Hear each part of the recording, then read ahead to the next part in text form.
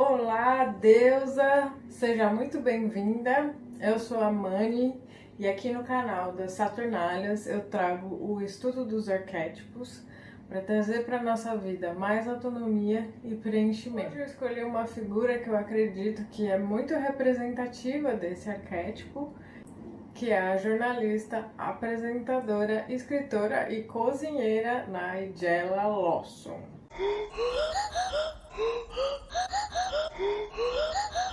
Então a Nigella, ela surgiu de uma forma muito inovadora e até subversiva, né, para a televisão da época, né? A gente estava acostumado com um cenário perfeitinho, assim, com tudo milimetricamente posicionado, com acabamentos perfeitos e super profissionais, uma coisa super limpa, clean, meio Martha Stewart, assim, né? Esse era o padrão de programas de culinária até chegar a Nigella, que veio de uma forma muito verdadeira, muito honesta e muito como é a cozinha na casa das pessoas, né? Então ela foi muito subversiva nesse sentido, né? Por trazer um olhar diferente, uma perspectiva mais humana e principalmente uma perspectiva mais feminina de uma mulher de família, né? Que isso é muito Deméter, é muito interessante desse arquétipo. Uma coisa que eu observei na história da Nigella que eu achei muito interessante é a capacidade que ela teve de sublimação, né? Então eu sempre falo do feminino para vocês, e as deusas vulneráveis, elas trazem muito essa potência de sublimação, principalmente através da criação. Gente, ela teve uma história difícil com a mãe dela e ela finalmente conseguiu se aproximar da mãe.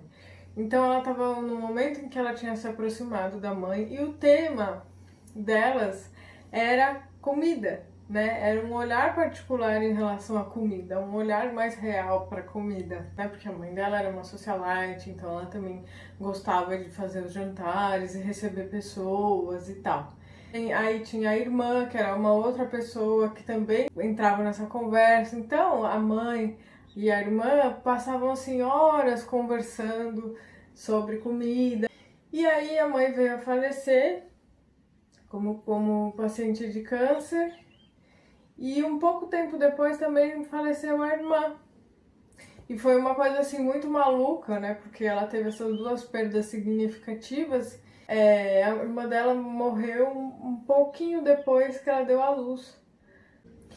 E na história da Nigella, esse ciclo, né, de vida e morte ficou se repetindo algumas vezes, e o que eu acho bonito é a forma como ela conseguiu lidar com isso, né?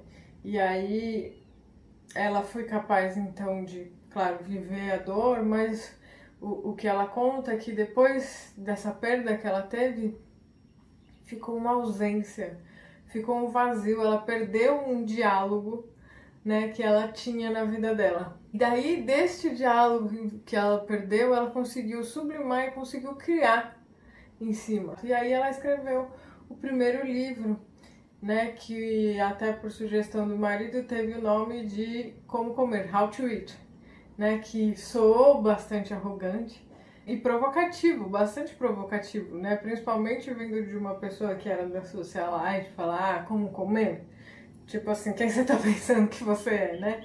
Essa é a ideia. E funcionou a provocação, o livro dela foi um sucesso muito grande e foi tão sucesso que ela acabou caindo, segundo ela, acidentalmente na televisão, né? Então aí surgiu a proposta do Nigella Bites, né? A mãe é uma pessoa muito natural, ela gosta de receber pessoas, ela gosta de estar em torno de pessoas, ela não tem dificuldade de demonstrar emoções, de demonstrar o que é real, né? Tipo, essa coisa pés no chão é muito característica desse arquétipo, é muito bonito de ver. Então ela era casada com outro jornalista, o John Diamond. O John era uma figura importante do jornalismo, que acreditava muito nela, sabia, tipo, sabia desde o começo que ela seria uma pessoa grande, né, que ela tinha esse potencial, então ele estimulava ela muito. Ele também foi diagnosticado com câncer, né? Então, mais um, mesmo diagnóstico, mais um drama na vida da Nigella, né? Ele teve câncer de garganta e eles precisaram retirar a língua dele, né? Tipo, olha quão bizarro é isso, né? Um jornalista, né, que era uma pessoa comunicativa, que precisava falar, que era casado com uma cozinheira, né? Tipo, a língua era um órgão muito importante para ele. E ele precisou remover, e aí ele também começou a escrever sobre isso. E aí surgiu a oportunidade, então, da Nigella ter um programa de televisão. Ela falou, tá bom, eu tenho um programa de televisão. Só que o meu programa de televisão vai ser dentro da minha casa, porque eu tenho os meus filhos para criar e um marido doente para cuidar. E as pessoas, né, e a emissora aceitou as condições da Nigella e o programa foi gravado dentro da casa dela. Aí aparece os filhos, aparece o grito das crianças, aparece as intromissões do marido. Então, foi uma coisa assim absolutamente diferente do que se estava acostumado, né? Daquele ambiente muito frio, muito preparado, né? Muito estéril, né? Da cozinha. Então ficou uma coisa muito casa e aí, tipo, foi um estouro, foi um sucesso pela realidade que aquilo imprimia, né? As pessoas começaram a se identificar muito com a Nigella, né? Então eu acho muito admirável a forma como ela lidou com a situação e não deixou a vida dela de lado, que isso é uma chave muito importante, né, para Deméter e para todas as deusas vulneráveis, né? A Deméter é uma mulher que sente prazer em nutrir, que sente prazer em prover, né? Que ela gosta de cozinhar para os outros e tal. Então, é um pouco capcioso esse arquétipo, né? Porque ela pode acabar caindo numa posição servil, né? E aí reviver uma história que a gente já quebrou, entendeu? Então, a gente não quer que isso aconteça. E por isso mesmo que eu acho muito importante para as mulheres Deméter e para todas as deusas vulneráveis entrar em contato com as outras deusas, né? Manter a autonomia, manter a independência, né? Convocar Ártemis, convocar Atenas, convocar Afrodite, né? Que é aquela que vai trazer, vai se voltar para si, para você não, para que a gente não fique muito fechada numa deusa só, né? Porque quando essa deusa, vamos dizer assim, domina, soberana, impera dentro da gente, a gente acaba ficando meio que refém desse arquétipo. Ela mesmo diante de todas as circunstâncias, né, podia totalmente ficar dentro da casa dela, poderia estar deprimida, né? Poderia um monte de coisas que seriam totalmente aceitáveis, né? Mas ela escolheu não. Ela escolheu falar, não, vou continuar com os meus projetos pessoais e cuidar da minha família. Ela não deixou de priorizar a família, né? Então, mas ela também não deixou de priorizar os projetos dela, a vida dela. Ela tá sempre muito bonita, né? Nos episódios, então você vê que ela não deixou de se cuidar. Foi um marco para a televisão, né, por ter criado essa atmosfera muito acolhedora e muito realista.